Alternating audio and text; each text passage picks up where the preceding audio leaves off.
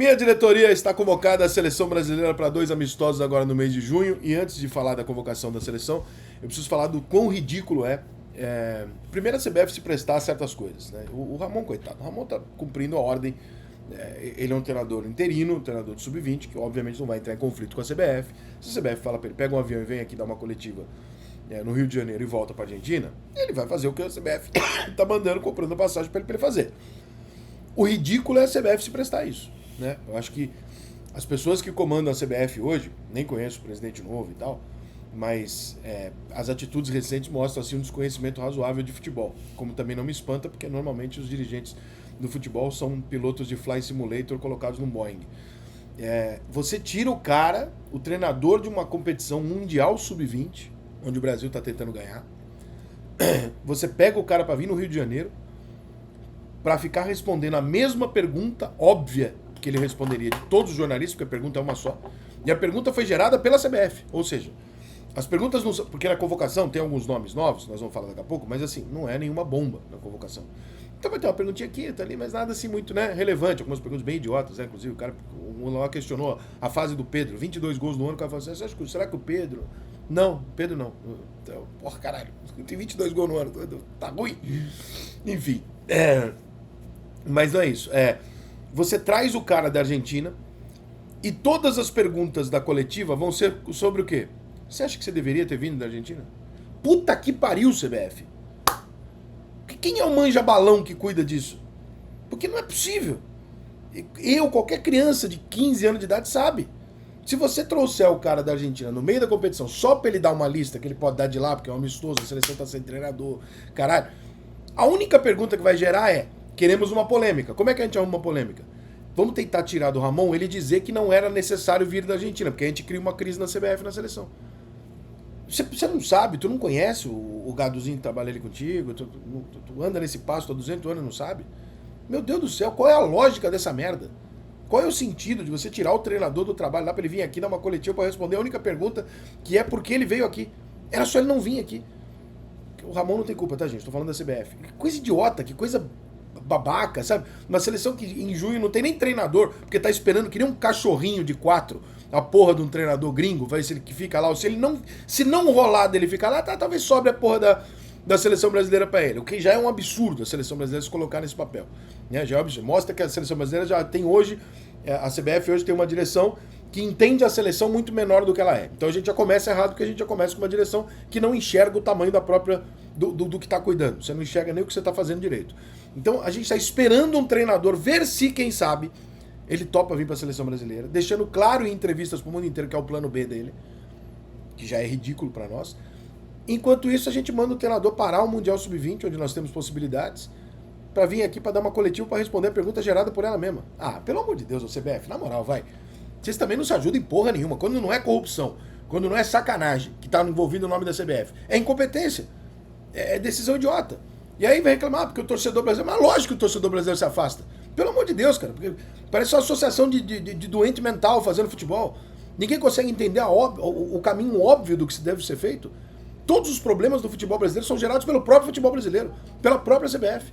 Qual é a necessidade de fazer essa pataquada que vocês estão fazendo? Esperando o treinador que nem uma vagabunda esperando pelo cafetão. O que vocês estão achando que a seleção brasileira é um timinho de Série B? Vai ficar esperando alguém? Vai ficar pedindo pelo amor de Deus agora? Isso é ridículo, é ridículo. A postura da CBF é ridícula. E hoje ela foi mais ridícula do que o convencional. Foi buscar um treinador no meio de um trabalho importante para vir aqui dar satisfação sobre por que ele veio. Porra, pelo amor de Deus. O Paiva lá, 200 anos de CBF, será que, porra, não dá pra... Eu duvido que o Paiva tenha concordado com isso. O presidente, não dá pra ouvir o Paiva falar: ô presidente, o senhor vai causar aqui só um transtorno, mais nada. Será que... Bom, enfim, CBF, novos tempos, nada muda naquela porra, mas enfim.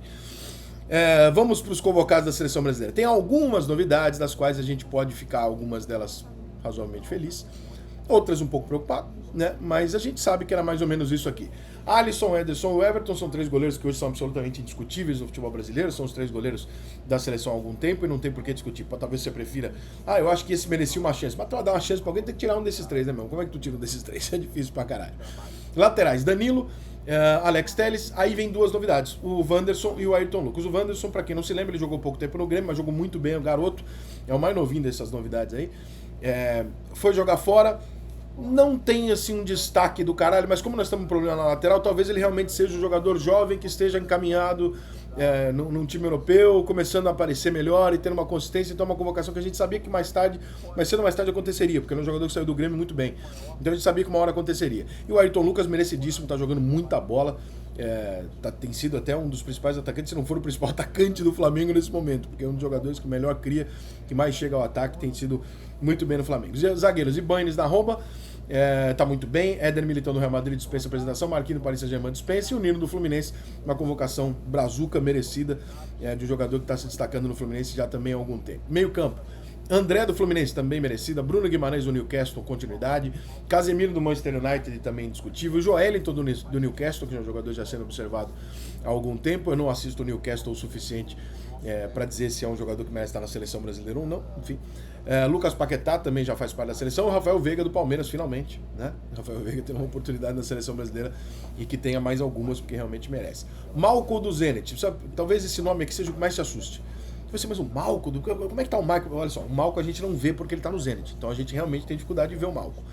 Os números do Malco são impressionantes no Zenit, então com certeza a CBF, quer dizer, eu acho, a CBF mandou alguém lá pra olhar e viu que realmente o moleque tá comendo a bola. Se eu não me engano, são 28 jogos, 23 gols, alguma coisa. O moleque tá comendo a bola no Zenit, melhor jogador do time, o caralho. Então uma convocação assim que eu não venho do Zenit, como nenhum de vocês vê, como nenhum jornalista brasileiro vê, obviamente, porque não tem nem transmissão essa porra, a gente tem os números pra olhar e falar, não, realmente o cara tá fora da curva. Ele está fora da curva lá, então é uma convocação que faz sentido. Pedro do Flamengo, normal. Richarlison do Tottenham tá numa temporada bem ruim, fez um gol só na temporada, inclusive, da Premier League. Mas é um jogador titular da Copa passada, faz todo sentido que ele esteja 2 convocações depois da seleção. Rodrigo e Vini, acho absolutamente indiscutível. E o Rony do Palmeiras, para mim, é a convocação discutível, né? Eu acho que uma coisa é você dar oportunidade para jogadores que jogam no Brasil, outra coisa é você pegar um jogador de 27, 28 anos, que você sabe que o limite dele é mediano, você sabe que ele não vai além disso, ele não vai se tornar um fenômeno. Se você contrata um jogador que joga no nível do Rony com 21 anos, você fala, pô, talvez eu esteja preparando um jogador para a seleção brasileira no futuro. Quando você pega o Rony com 27, 28 anos, você sabe que o limite do Rony é aquele. E o limite do Rony não é suficiente para uma seleção brasileira. A seleção brasileira é exceção, é o caso do extraordinário. O Rony não é extraordinário, ele é bom jogador, muito bom jogador, extremamente útil no Palmeiras. Não tenho absolutamente nada contra o Rony, mas a seleção brasileira, para mim, é lugar para jogadores extraordinários ou para a necessidade de algumas posições onde nós não temos. No dia que alguém me convencer que o Brasil não tem atacantes capazes de suprir qualquer tipo de convocação ao ponto da gente ter que contratar um jogador que sabemos ser mediano, que dificilmente vai sair disso, né, médio para bom, eu acho que tem alguma coisa errada nessa posição. Se for em outra posição, vá lá. Mas no ataque, futebol brasileiro, porra, meio puxado. Mas enfim, compreendo, acho que no geral a lista foi boa e tal, tirando essa pataquada que a CBF tá fazendo de novo com a seleção brasileira e envolvendo o Ramon numa cena ridícula dessa, do cara ter que vir da Argentina no meio do Mundial para responder pergunta para jornalista, perguntas causadas por ela mesma.